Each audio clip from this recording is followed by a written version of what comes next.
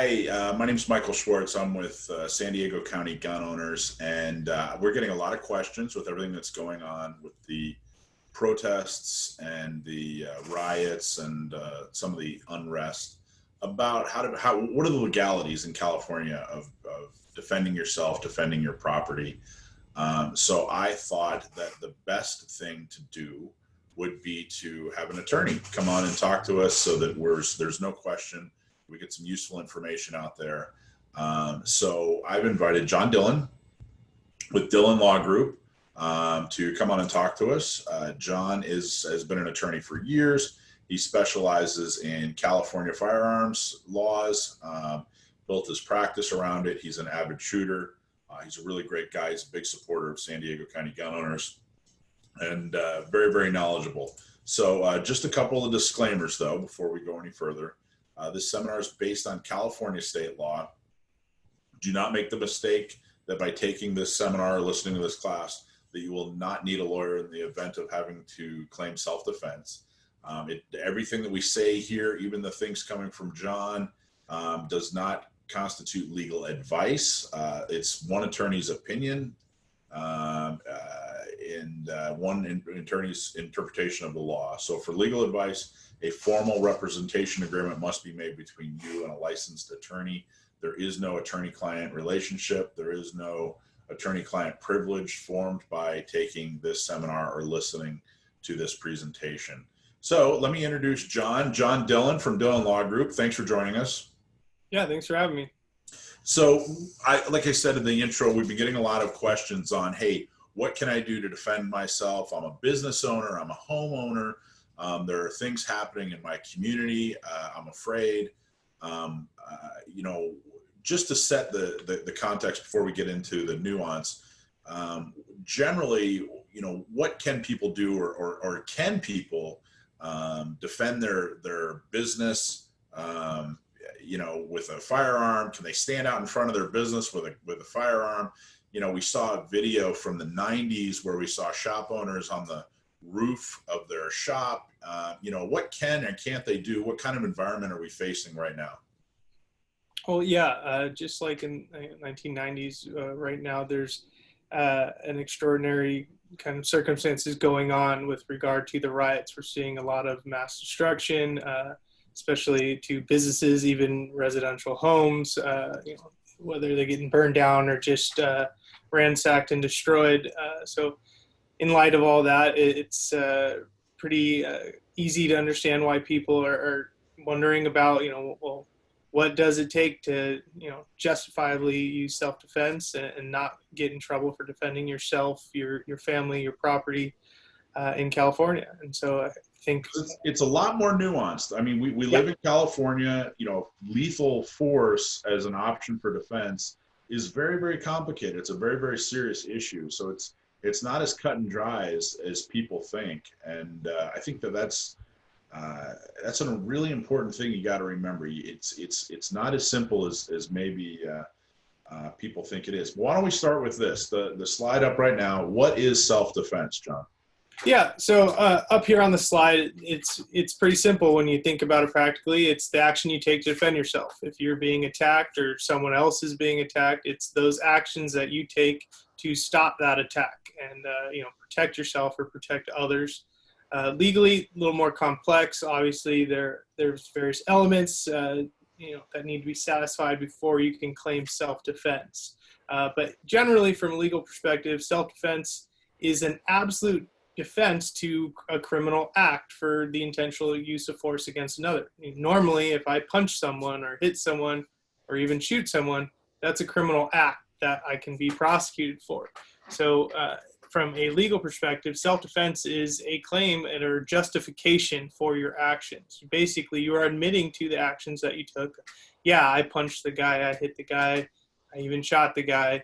But I did that because I was legally justified. I was defending myself. And self-defense and using lethal force is enormously complicated, which brings up the next slide. Is a general understanding enough? Yeah, a lot of times, especially, online and just talking with friends, you get a lot of, for lack of a better term, just the dumbing down of self-defense. Like, oh, someone ever attacks me, I'll just shoot him or I'll just take care of him. And, there's a lot of bad advice that goes out there in between friends, family, online forums, and all sorts of stuff like that. So for most people, a general understanding of self-defense is enough. You may not ever need to really use self-defense or claim self-defense in a situation.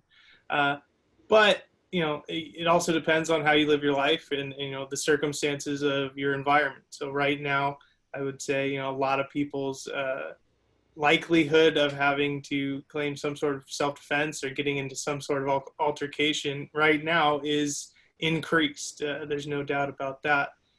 So those types of things will affect whether or not that general understanding is enough. I always fall under the umbrella of saying, you better have a great understanding if you're ever going to be considering using any type of lethal force or even significant non-lethal force.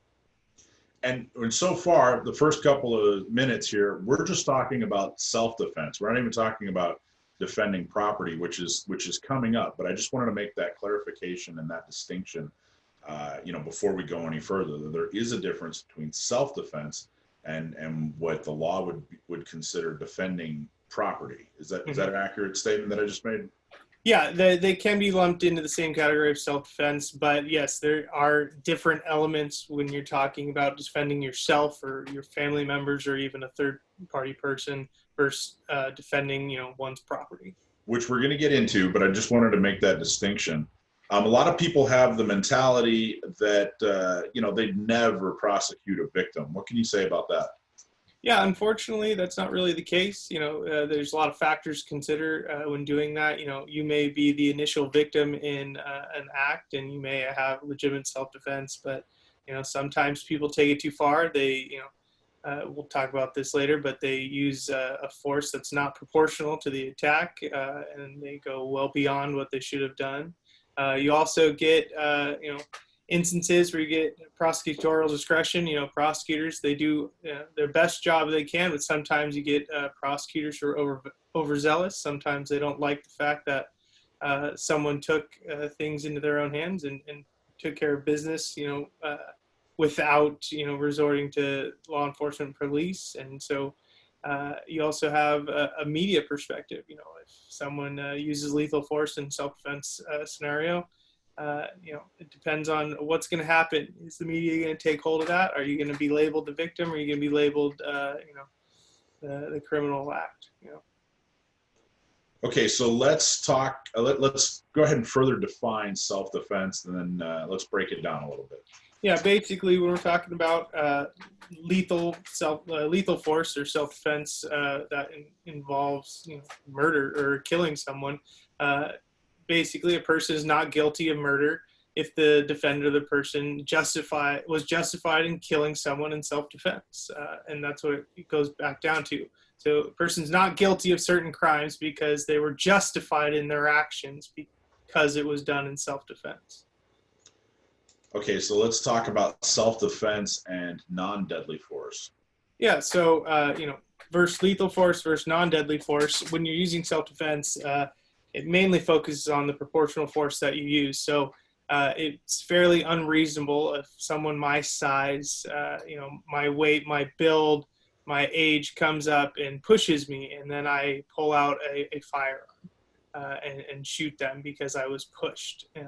I'm now using deadly force when non-deadly force was committed against me. Yeah, it was wrong of the person to shove me, but the force that I have to use to defend myself has to be proportional to the attack. And so self-defense still applies, though. If someone attacks you with their fist and you defend with your fist, you can still claim self-defense. And I like this last bullet point is real clear. The defendant reasonably believed that the immediate use of force was necessary to defend against that danger. Yes. That last bullet point seems to be crucial to the idea of the difference between deadly and non-deadly force when it comes to self-defense. Yeah, and that kind of brings us into the legal elements of self-defense. So as you can see here on this slide, defendant acted in self-defense if they reasonably believe that they were in imminent danger of being killed or suffering great bodily injury. The defendant reasonably believed that immediate use of force was necessary to defend against that danger, and the defendant used no more force than reasonably necessary to defend or stop against the danger. And just a little key theme here, the reasonable belief is pretty prevalent in these elements, and that's something that's going to come into play when you're analyzing a situation of self-defense from a legal perspective.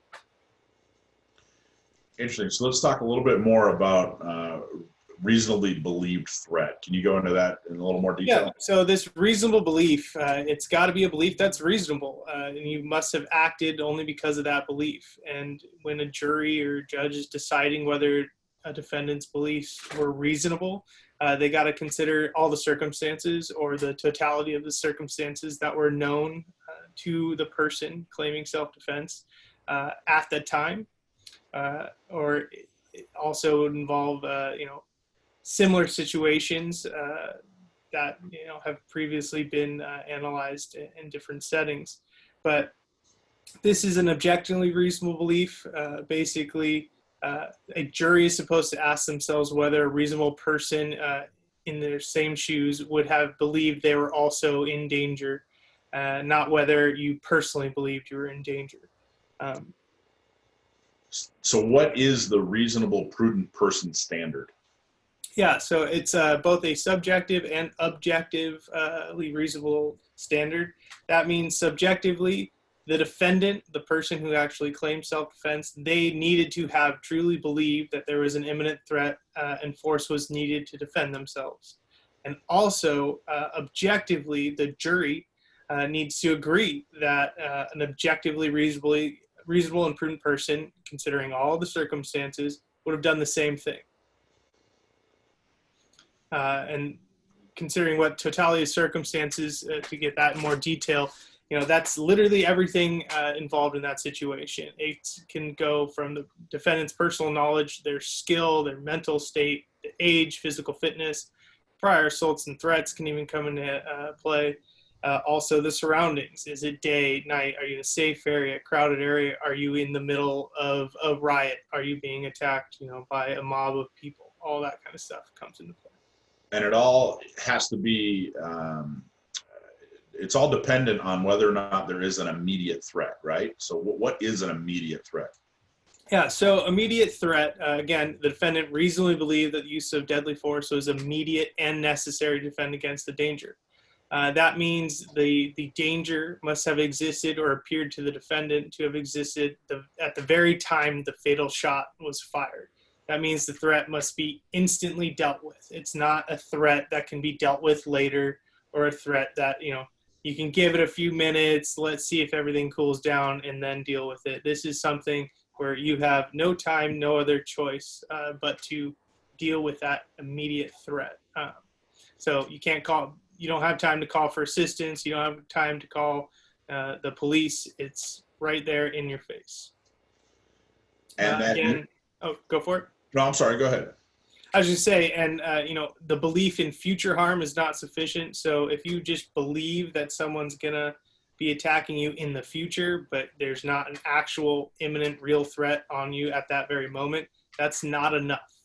Even if you think like there's a really good chance that someone's gonna attack me, and then you see someone and then attack them and then claim self-defense, it's not gonna work.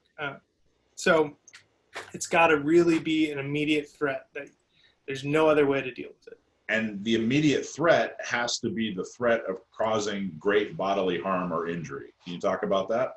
Yeah. So again, I kind of touched on this a little bit earlier. So this immediate threat, I may be an immediate threat of being pushed, shoved, or even punched by someone who's the same age, build, everything as me. Me being punched in the face by someone exactly the same as me is probably not going to justify me to pull out a firearm or any type of deadly weapon and use lethal force to defend myself. So I can't be using lethal force to defend myself unless there's I believe that great bodily harm or injury is going to occur. And that includes, I think that I'm going to be killed, or I'm going to be, devastatingly injured, hospitalization, ICU type injuries. The legal terms are significant or substantial physical injury. It's greater than a minor or moderate harm. Here we have forcible and atrocious crimes. These are generally always considered to be a threat of great bodily harm or injury. That's murder, manslaughter, attack causing great bodily injury. So anything with a weapon, knives, bats, blunt objects, multiple attackers, rape, mayhem, and robbery, forcibly stealing, armed robbery. All of those things qualify as, a threat of great bodily harm if you're a victim of those crimes. Okay, and so you have to have an immediate threat. The threat has to be great bodily harm or injury. But then, how much force is legal? How much force can someone use that's legal? Yeah. So the final element here would be the defendant used no more force than was reasonably necessary to defend against that danger. So that means if you use more force than was reasonable, your actions aren't justified. And again, we're going back to that reasonably prudent person standard. You personally may have thought your actions were reasonable and that was the correct proportional force. But if a jury comes out and observes a situation and says, wow, this guy went way over the top, the response was not proportional to the attack, that may eliminate your ability to claim true self-defense. And talk about proportionality. Yeah, so when trying to determine the amount of force that's considered reasonable in any situation involving self-defense, that totality of the circumstances comes into play. So who's involved? How many people are involved? Are there weapons being used? Are there guns? Have shots been fired? Have you already, are you on the ground? Are you getting kicked in the head? Are, people trying to hit you with rocks and bricks? All that kind of stuff will come into play. It's something that is entirely situational based, so you can't make any general claim. It has to be a case-by-case basis. Interesting. And contrived self-defense, what does that mean? Yeah, so this is a situation, and I think most everyone has come in contact with something like this back in your high school or college days, where you got a guy who's, trying to start some fight, and he starts yelling, well, you take the first shot, you hit me, and trying to start something, going into a situation, knowing that you're going to start some sort of confrontation in order to claim self-defense. And if you do that, that eliminates your ability to claim self-defense. It's not a defense to walk into a situation, and it will eliminate the possibility of claiming self-defense completely. So again, it's defined, it occurs when an individual provokes a fight or a quarrel with the intent to then create an excuse to use force. So, you go into a situation, you're going to start something, and then you use that situation in order to take some sort of criminal action to quote unquote defend yourself. So you can't agitate or abuse or provoke a situation in the hopes of suddenly becoming a victim. You can't start a fire and then claim to be a victim because you got burned. That figure. Exactly. Okay, so let's talk about imperfect self-defense. Yeah, so this is a situation where in general, you were defending yourself in some fashion, but something in in all those elements that we've talked about, something went wrong, something didn't add up, or that objectively reasonably prudent person standard wasn't met. So basically, the easiest way that this is done is you, the defendant, the guy who's claiming self-defense, you actually and honestly believe that there is an imminent danger of being killed or suffering great bodily injury, and you actually believe that immediate use of deadly force was necessary, but at least one of those subjective beliefs was unreasonable. So we're going back to the jury. The jury looks at the situation and truly believes that you had an honest belief in what you say happened, but any other person would not have believed the same thing. This it allows for mitigation, so you can it's an incomplete defense in the sense that you can still claim imperfect self-defense, but there's still some sort of criminality attached to your actions. So it can mitigate what your charges can be in the end. So this next question comes up a lot, especially in California. There have been some national cases that address this a lot. In California, is there a legal duty to retreat, and what can you tell us about that? Yeah, and so in California, there's no statutory duty, nothing written in the law that requires a person to retreat when they are attacked or when someone, tries to, cause great bodily injury or kill them or anything like that. If someone's using lethal force against you or any type of force, there's no general duty under the law to run away first before you can then defend yourself. But in general, I always say, especially both as a professional and personally, if you can retreat and get yourself to safety, it's much better than having to enter into a situation which can quite literally end your own life. Well, and we're talking about the legalities here, but when it comes to the practicality and frankly the morality, if you're in some kind of confrontational situation and you can retreat. You're the winner. If you can get out of that situation, if you can get away from that danger, don't let your bravado get in the way. Retreat. Be the responsible adult. The core ideal in self-defense is to keep yourself alive, keep yourself safe. So if you have the option to get to safety or be safe without having to enter into, quite literally what could be a life and death struggle, I would highly recommend you do that and you do remove yourself from the situation, because that is quite literally the easiest way to keep yourself safe. So that's the duty to retreat. A lot of people refer to it as the stand your ground principle. Mm-hmm. That gets a lot of questions on that. Also, a lot of questions on castle doctrine. And what can you tell us about castle doctrine in California? And then also the duty to retreat and castle doctrine often get confused. So if you could talk about castle doctrine and then differentiate the two. Yeah, so with duty to retreat, it's quite literally, is there a legal requirement that you have to retreat or run away or seek safety before you can actually defend yourself? Now, with the castle doctrine, it comes from your home is your castle, and you have the right to defend your castle. And in every state, it differs slightly. In California, again, we don't have a statutory doctrine that's labeled castle doctrine, but what we do have is a presumption of a reasonable fear of imminent threat. And that means essentially, we got a big paragraph here, but if someone breaks into your home using force, there's a presumption in the law that you have a reasonable fear of imminent peril of death or great bodily injury to you or your family in the household when someone does that. When someone breaks into your home, uses forcible entry into your home, at night coming in, there's a presumption under the law that, you were in fear for your life or your family's life. Now, it's a rebuttable presumption. So if the circumstances of what happened afterward come into play and show that, no, you either didn't have a reasonable belief of an imminent threat to yourself or family members, or you use way more, a non-proportional force, that presumption can be reversed in court. And if the evidence dictates otherwise, you can lose that presumption. So this is not an end-all, be-all, but in general, when someone breaks into your house, there's a legitimate fear of, imminent threat. The easiest example I can give is, your 16-year-old neighbor coming home, and let's say he's been drinking or smoked a little bit that night, and he comes into your house instead of his own house, and he sits there and he passes out on the couch. You come out, you see, an unarmed, 16-year-old passed out on the couch, and you see that it's your neighbor.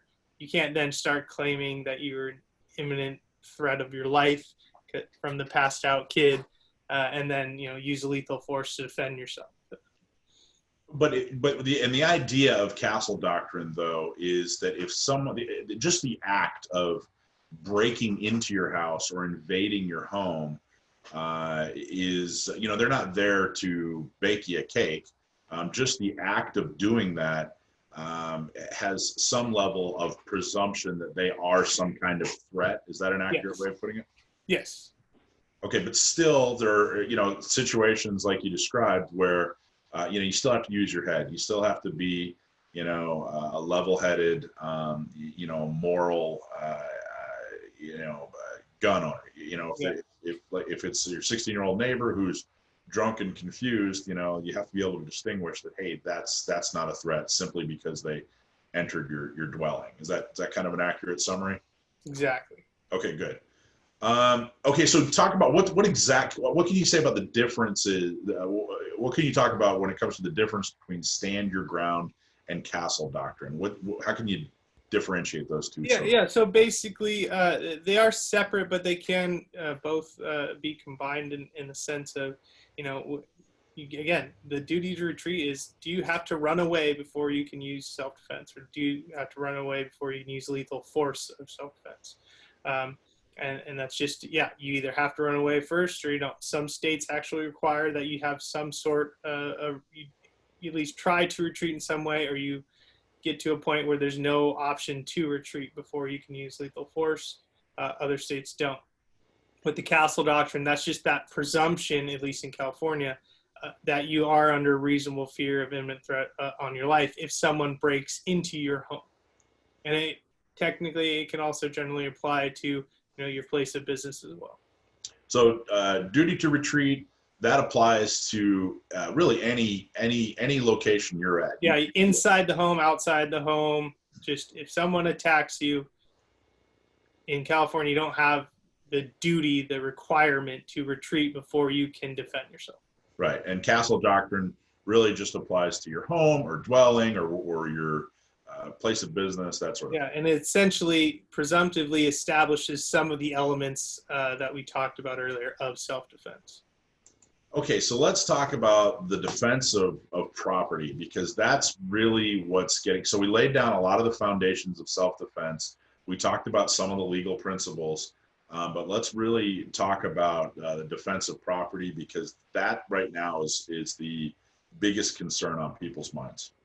Yeah, so first of all, there's a difference legally between property, personal property, your iPod, your car, your TV, stuff, your phone, and then real property, which is like your land, your home, your place of business.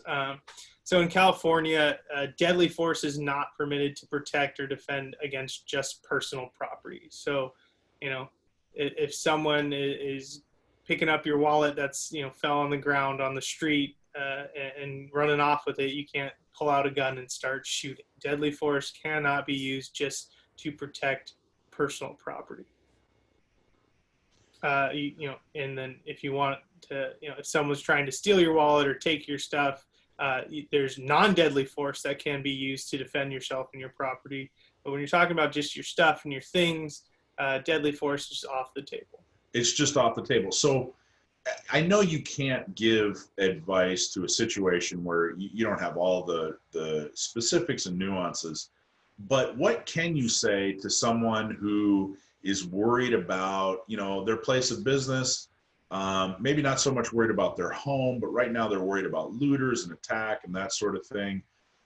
What would you say to that? I mean, there are people out there right now that are saying, hey, I don't want this to happen to my business. I'm going to take my firearm. I'm going to go set up camp at my business, and I'm going to defend it. What can you say? What advice or what cautions? What comments can you give on that? Yeah. So when defending real property, your home or your place of business that you own, it is possible to use deadly force. You can use deadly force to defend against attacks, but again, you have to meet the elements of that. There's got to be an imminent threat of harm, and you have to use, again, reasonable force. So someone just breaking into your store, not necessarily a threat to you or your property. People throwing Molotov cocktails through your window of your store while you're in it, that would be both attacked on your person and on your property. That's a deadly attack that can happen. So any force that's used to defend yourself, again, always has to be proportional. And I think the other thing that, if you could weigh in on this, correct me if I'm wrong. We're the good guys. We are the good guys. So be cautious, I would say, of, standing on the front porch of your business, or standing in the window of your business with a firearm in a threatening manner. Everybody understands that people have concerns about their business and that sort of thing. But I think that there's a fine line between defending your business and provoking. Now, what we saw, last weekend across San Diego and across Southern California and certain parts of the nation, there's no excuse for it. But at the end of the day, your business is insured. Your responsibility, the best thing you can do is keep yourself and your family safe. People in your community are going to pitch in and they're going to help you financially. Putting yourself in harm's way is so risky to your health and your safety, and it's so risky legally. I don't know. What are your thoughts on that, John? I think that was a great point you made. In general, the fact that if you're going to pull out a gun and just stand outside with a gun. I mean, you got to consider there's a lot of laws in place in California, especially surrounding firearms. Just having a gun out is brandishing. We're not allowed to open carry in California. Concealed carry is highly restricted. So in general, especially if no attack is actually occurring against you, it's legally, it's hard to justify standing out, around and walking around with your gun out. And again, you have to also consider both, not just the legal issues, but the real world issues. If police see you standing outside with your gun, they don't know who you are. It's not like that you have a sign on you and they know you on a first name basis and they can see you. They don't know who you are. And if there's riots going on, they see someone with a gun, that's going to be a huge threat to them, and they're going to consider you a threat. And so it's a dicey situation. I know a lot of people keep referring back to the early 90s riots and the people that did stand out in front of their shops and defend themselves when shooting and all sorts of stuff was going on. They were on their rooftops. Again, these are extreme situations that are, from a legal perspective, it is highly nuanced, and there's just no blanket authority to, there's a riot, I can now go stand on my roof with my gun and start, shooting any looters that you see. That's just not the reality of the situation. Okay, John, I really appreciate it. Everybody out there, please stay safe. Make the world a better place. Don't complicate things. Be there for your family. Do the right thing. Now's not the time to prove yourself. Now's the time to stay safe and sane and level-headed. John, what's your website? How do people get a hold of you if they need a firearms expert, if they need a lawyer who specializes in California law? Yeah, it's dillonlawgp.com. My email address is jdillon, DILLON, at dillonlawgp.com. Our phone number is 760-642-7150. Great. And you can hear more from John on Gun Sports Radio on 1170 a.m.